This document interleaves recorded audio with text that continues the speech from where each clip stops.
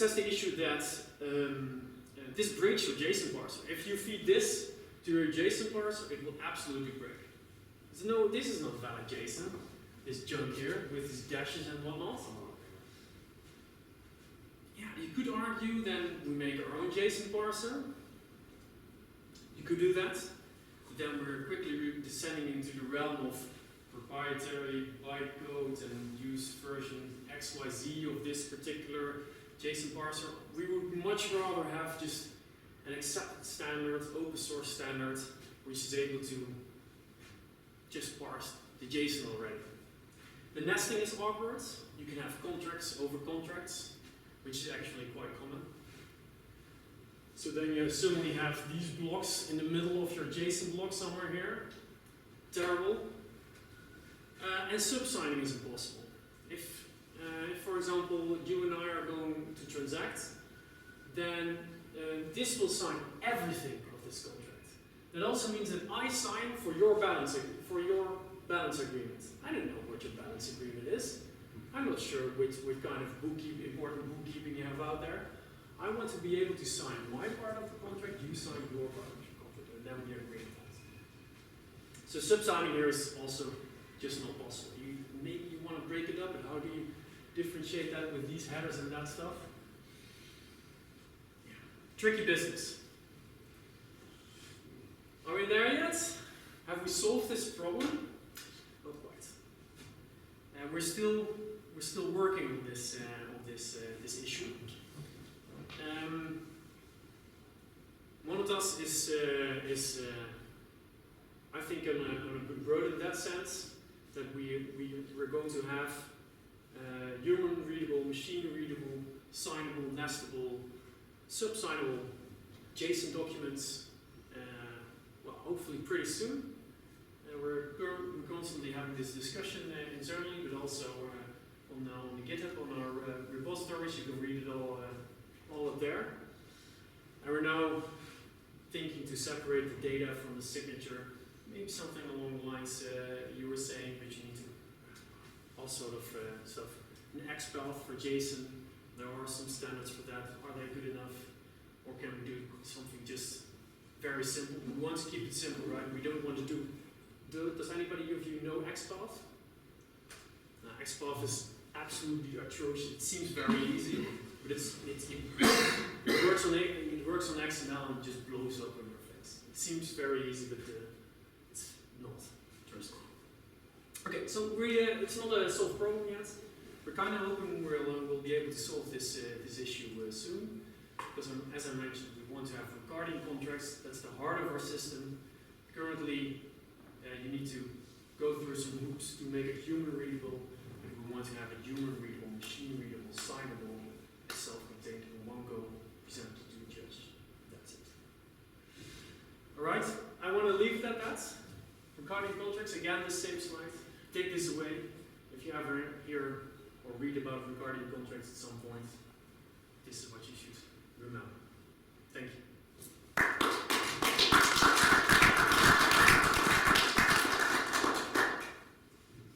Any questions?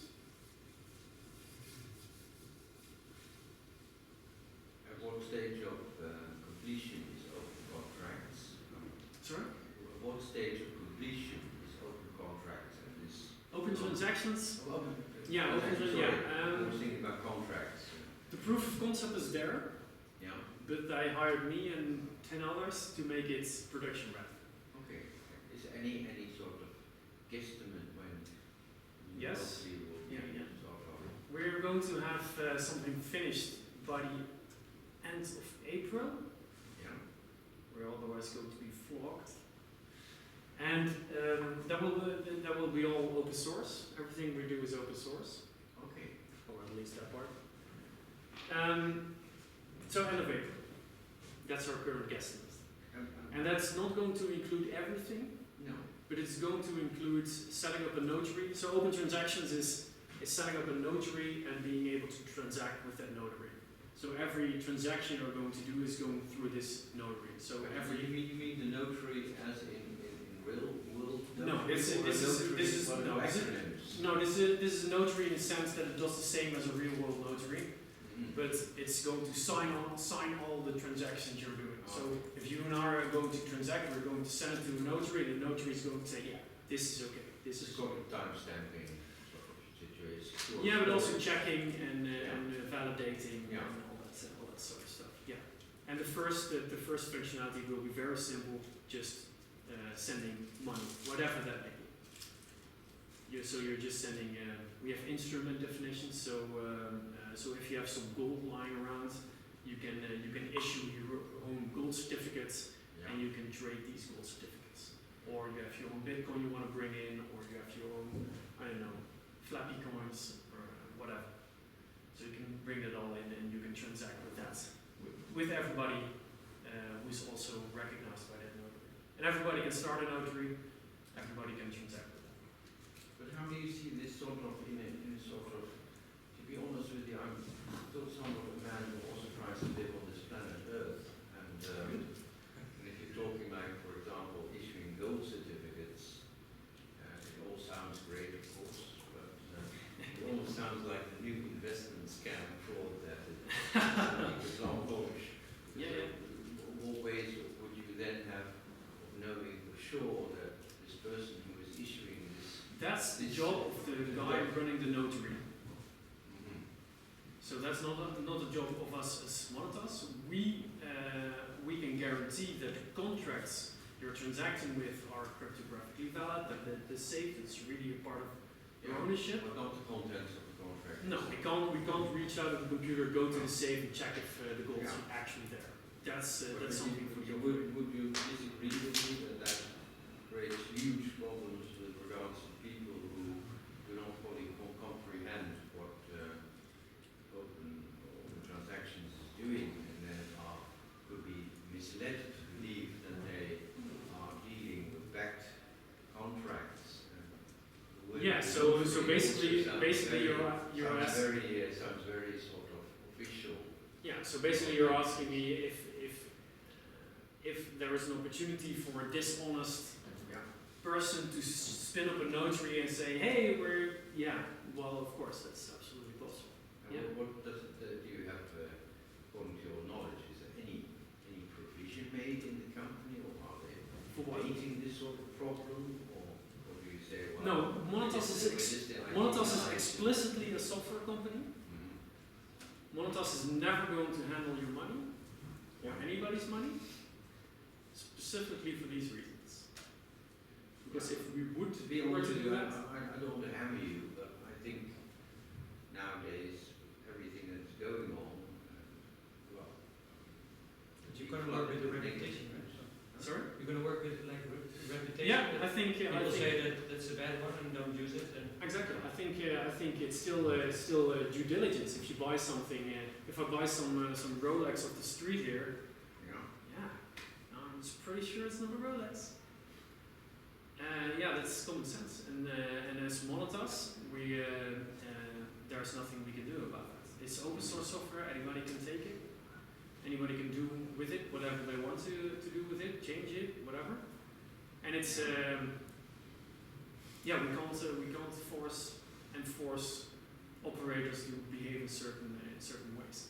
There are of course ways of determining. I can definitely think of a lot of things that you can add to this system to make it more trustworthy. But it's open source. What is it? So I could download the source, just rip out all the provisions I took, and then run it. Yeah.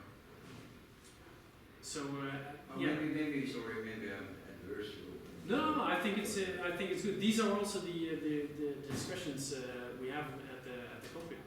Yeah. Because this is a. You see, I would think from my perception it would be sad if something which in principle is a very valuable new sort of service, if I may put it that way. Yeah. Well, I think being hammered.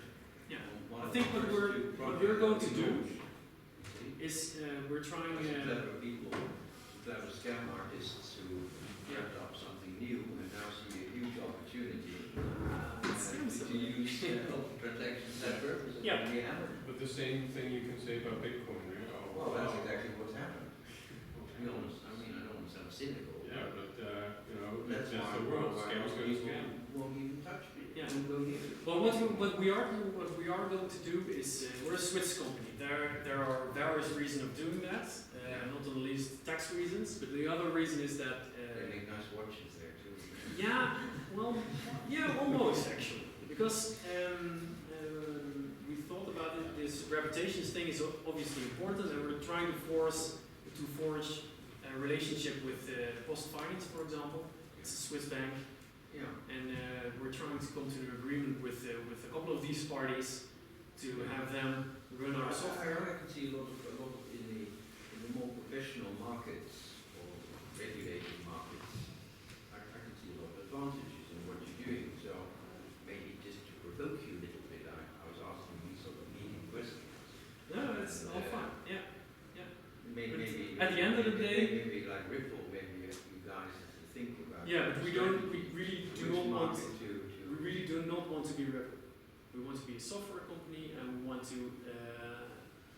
I think somebody else mentioned it here too. I think we want to. We don't want to be.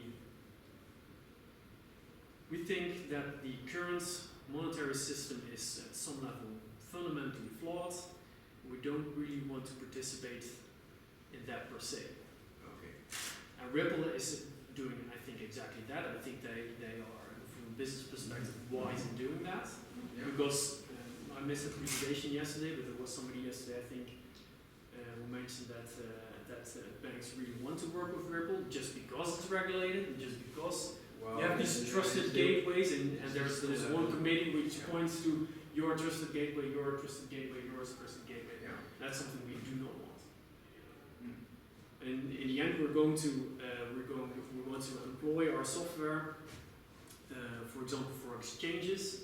Yeah. We want all the exchanges running one of these notaries, and we want all these exchanges, which hate each other's guts, to check on each other. Okay. So we're going to have auditors. That's going to be our that might be our secret sauce in that sense. We want to have these auditors, and these exchanges are going to check each other. But do you mean So we're going to remove the one trusted party, Yeah. and we're moving to this federated. Somebody this morning mentioned the Yeah. federated stuff. Your- We want to move there. I was wondering, Open Transactions also has an exposable API, is that correct? Yes. Because I think that would be very interesting. Yes.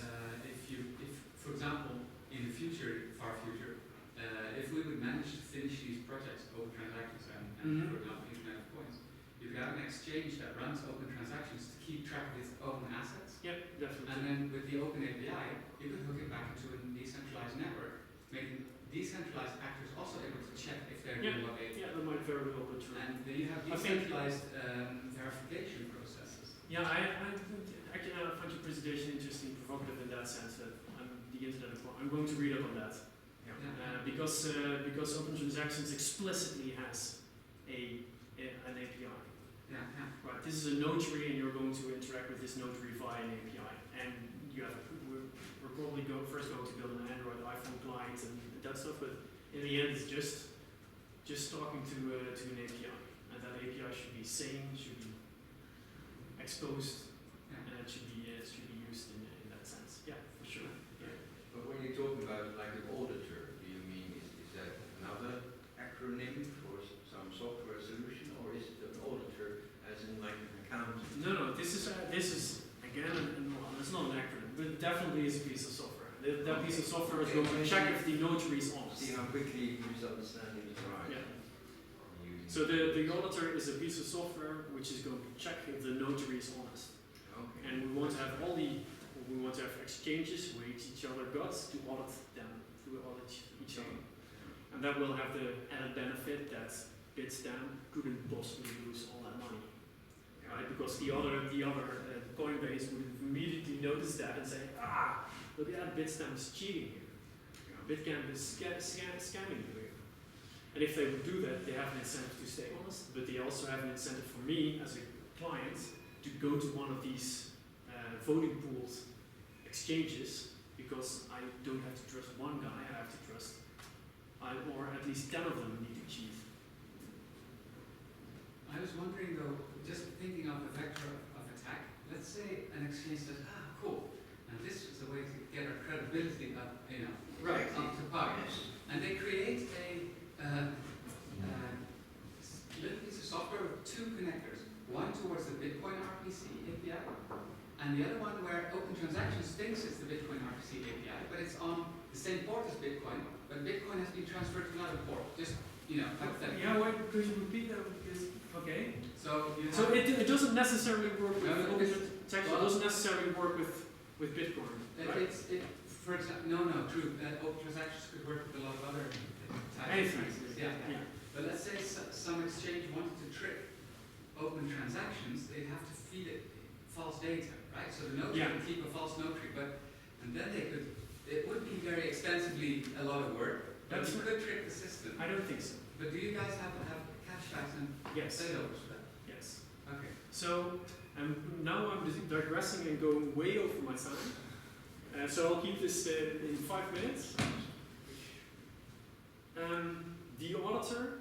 So, for example, Bitstamp and Coinbase. They're both going to run the notary. That's where the actual transactions is going to happen, right? Yeah. Bitstamp has an auditor, and Coinbase has an auditor. And these auditors are going to listen in on whatever the other notary is doing. Okay. Yeah. Cross-checking.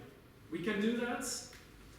We can do that without the notary knowing, because the notary, what the notary is going to have to do, is take a message, take a transaction, take a contract, put it somewhere, walk away, and then an auditor might come over or might not come over, take a message and check.